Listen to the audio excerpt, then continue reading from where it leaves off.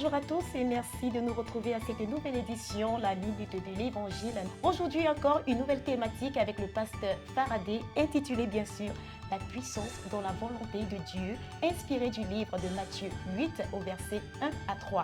Alors, bonjour pasteur. Bonjour Amandine, bonjour à tous ceux qui nous regardent à ce moment précis. Alors, comment allez-vous? Ça va par la grâce du Très-Haut, ça va très bien. D'accord, la pertinence de ce message. La volonté dans la puissance ou la puissance dans la volonté de Dieu est d'autant plus pertinent qu'au jour d'aujourd'hui, nous avons la plupart des chrétiens et même de ceux qui sont dans le monde qui désirent que Dieu fasse des choses dans leur vie, mais ils ne comprennent pas où est logé le secret de cette puissance. Et nous croyons que cette puissance est dans la volonté de Dieu.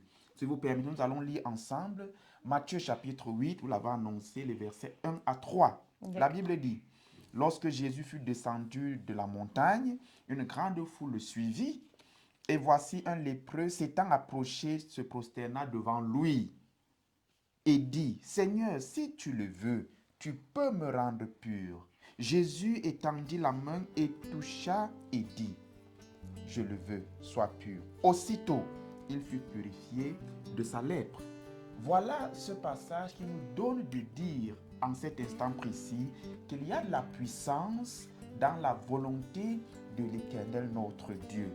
Dans ce passage, vous constatez si bien que Jésus venait de boucler le sermon sur la montagne.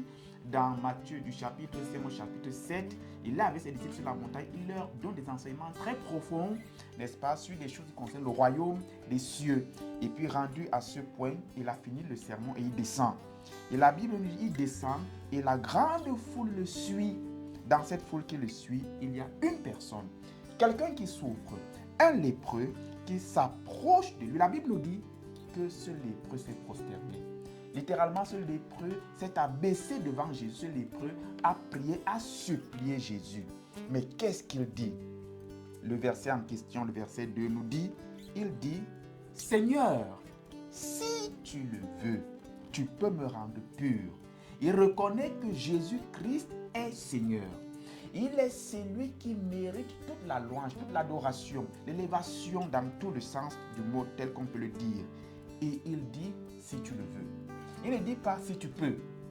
Chez nous, en Afrique, on a l'habitude de dire, n'est-ce pas, qui peut. Mais non, il dit si tu veux, tu peux. Il mesure bien ses mots. C'est pour dire, Amandine et ceux qui nous regardent, que dans la volonté de Dieu, il y a de la grande puissance. La puissance qui peut tout renverser. Voyez, il dit, si tu veux, tu peux me rendre pur. Tu peux me guérir. Oui, Jésus peut guérir lorsqu'il veut.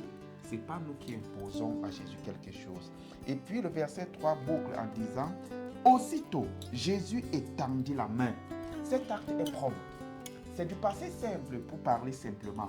La promptitude de l'acte fait que Jésus le touche et le lépreux est aussitôt guéri. Voyez-vous, on a raison de dire à travers ce passage qu'il y a de la puissance dans la volonté de Dieu.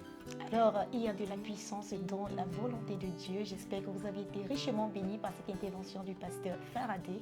Abonnez-vous sur nos différentes plateformes numériques, notamment Prototokos Média, Mission TV. D'ici là, portez-vous bien. Shalom. Shalom.